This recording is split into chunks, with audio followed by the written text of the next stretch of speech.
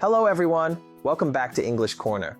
Today's word of the day is an essential one in both professional and personal life: accountable.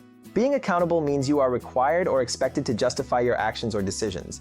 It's about taking full responsibility for the outcomes of your work and choices. For example, the new policy ensures that all team members are held accountable for their project deadlines.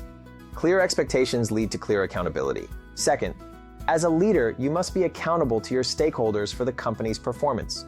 It's about being answerable to those who depend on you. And third, public officials should be accountable to the citizens they serve.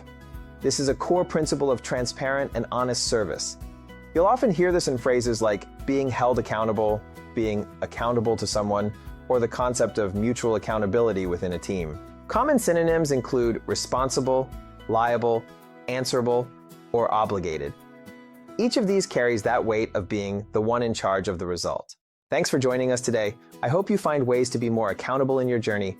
Don't forget to like, subscribe, and hit the bell for more. See you soon.